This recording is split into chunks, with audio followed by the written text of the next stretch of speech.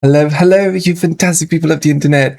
I am a wee bit late to the party with this reaction. However, I am going to react to this newest video of HSR's, and it is Honkai Star Rail X Fate Unlimited Blade Works collab trailer, a long-awaited reunion. Now, I personally loved the previous quest. It might be a bit of a hard take. I know that there were many lazy moments that could be improved upon, but the story itself, I think, was really nicely written. The ideas were amazing. The silent film bit was not as engaging and etc., but still, though, what can we do? So what's done is done. So I think we can only find the good and the bad in it now. But without further ado, I shan't make this intro too long. So let's just read the caption, read the description, and then watch the video. It says, "Ha. Ha ha ha ha ha ha. I don't care if you're a powerless goddess or a mage. Hand over my holy grail. You talk too much, Goldie. I'm super reliable when it matters. Has anyone seen Lancer? Huh, what a familiar feeling." Okay. Alright, so they are referencing goddess, so I guess Reen should have an aspect of Ishtar in her, or she should be possessed by her, or whatever. I mean, I did see the old Antigua Kagalsha, I hope I said that right, and yeah, so let's watch the video though, so I don't ramble on for too long in the intro. In 3, 2, 1. Oh! Love the red eye though. Oh, fake. Nice. Okay, why is everything crashing down? Upside down too. Now we're falling out just like a Pelacody.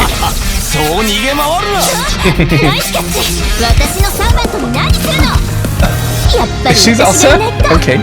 Nice. Take that. Okay, finality.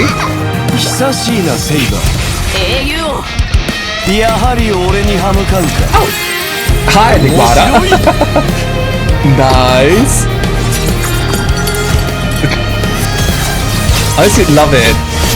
Music is a wee bit subdued, but they're amazing. Love, love, love. Oh. Come on, Gilgamesh.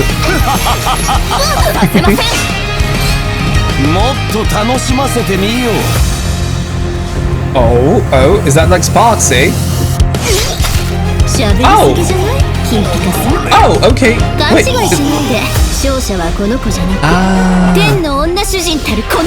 That's Ishtar. Take it. Oh. Not Venus.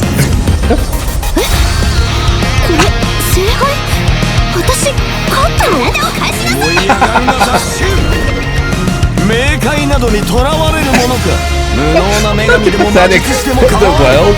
Orchestrous.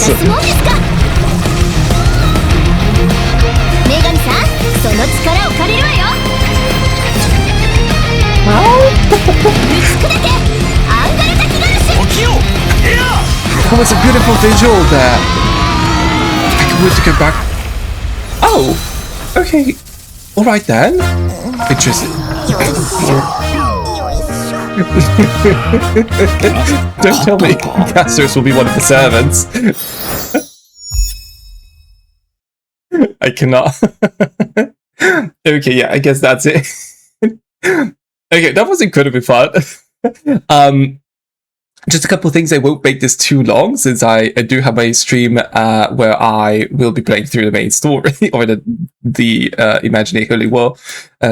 So I won't make this too long. However, let's just go through all of these moments. These like glitchy effects, I think, at the beginning here. Yeah, they do seem very, I mean, enigmatic, if we have to put it that way. So I wonder whether this will be portrayed as a kind of story that either embellishes the reality that we have left, or rather that we are currently in. So like pre 4.4 or post 4.4, I'm not certain. Because it really does seem like something that would be laid upon the world rather than something that's organically within the world itself. So that's what it looks like to me, at least from this. Yeah, I mean, I'm not sure. I mean, we did have, if I remember correctly, at the end of 4.3 per chance, I think it was Nialux who had said that she wishes for us to actually have.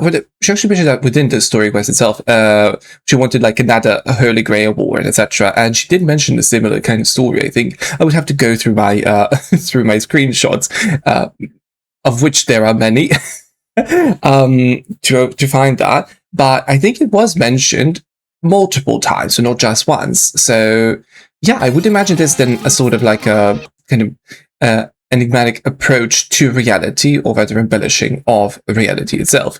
So adding like a kind of additional story to our current one, or maybe producing a new one to add some certain results. I'm not certain. We'll see. But love Ishtar. So that's how they distinguish between Rin and Ishtar. So when it's Ishtar, it's whether she has red eyes. Interesting. All right. So go through some of these other details there. I think, there should be a kind of like a Fate anime called something Fake, if I remember correctly.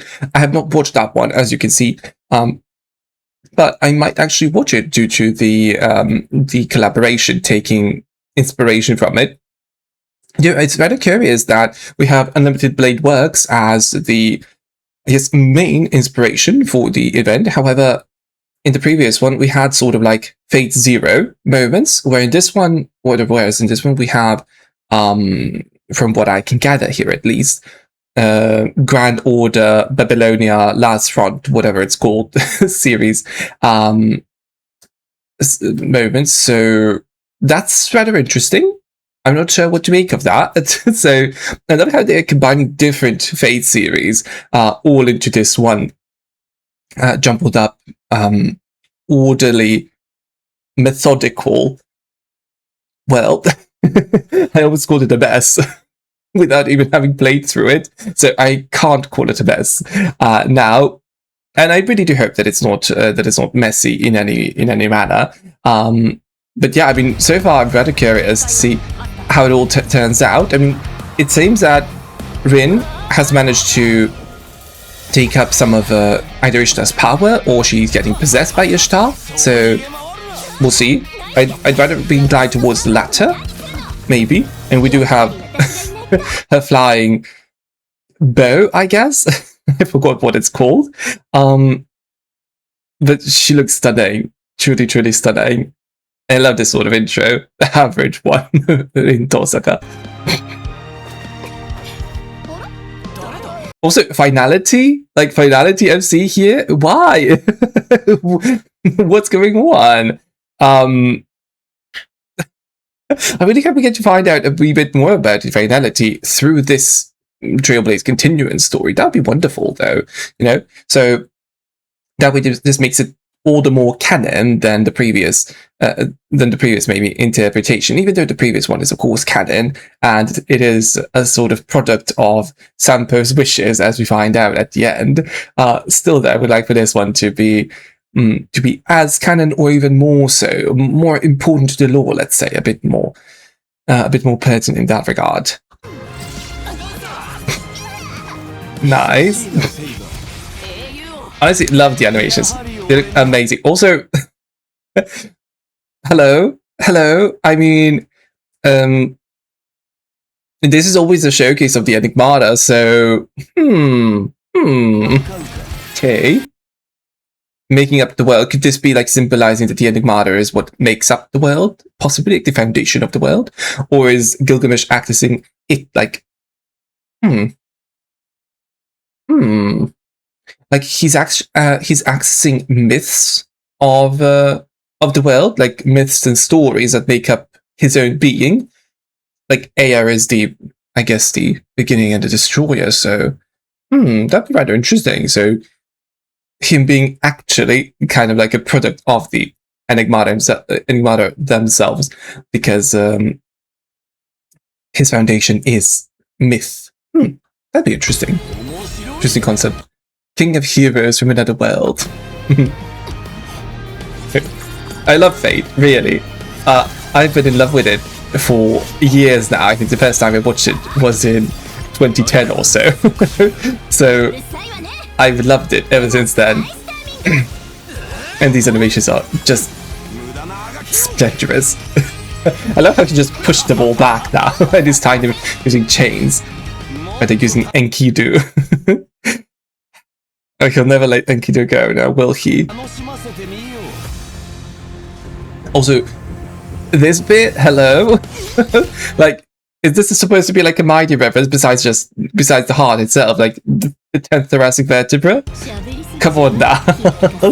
Also, it would be rather interesting though if through the quest we saw, because Mighty now is supposed to get his own story, his own arc, and we are supposed to give him a different sort of story than he did have in Notorious, I would assume at least. So, and he was kind of based on lots of myths from the past. So, we just need for this to be sort of like a passing of the torch down or back to the original myths that had possessed such that he had taken inspiration from. So him giving back these stories to Gilgamesh, who is now becoming a holder of them, whereas he will now become a holder of new stories, new myths, and etc.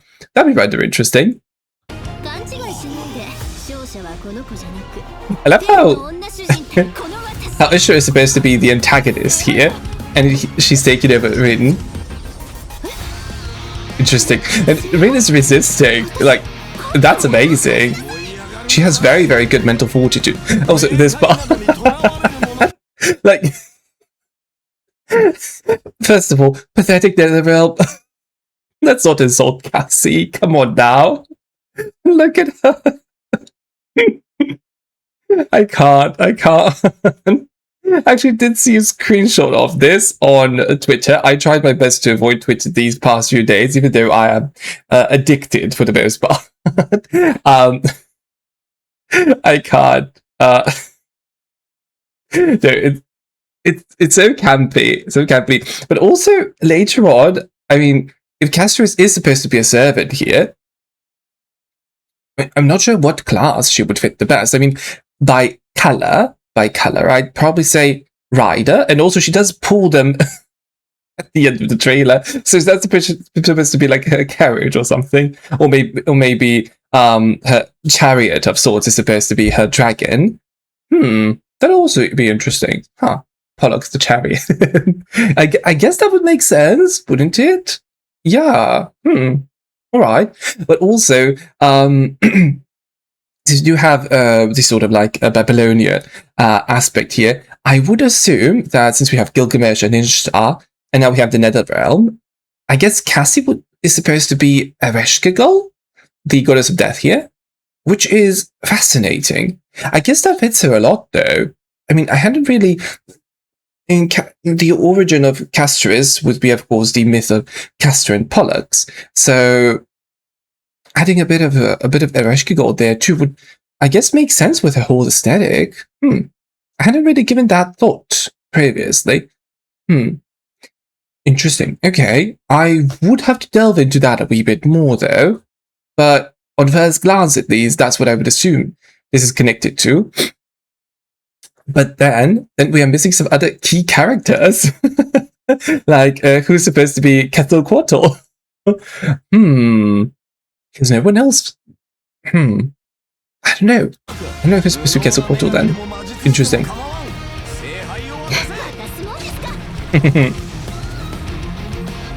Also, these shots. I mean, look at this. This is beautiful, and all the planets here.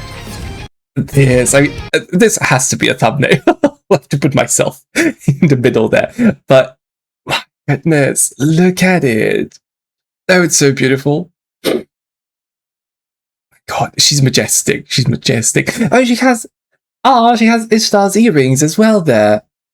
Oh, she have them in game though. I didn't really notice that up until now.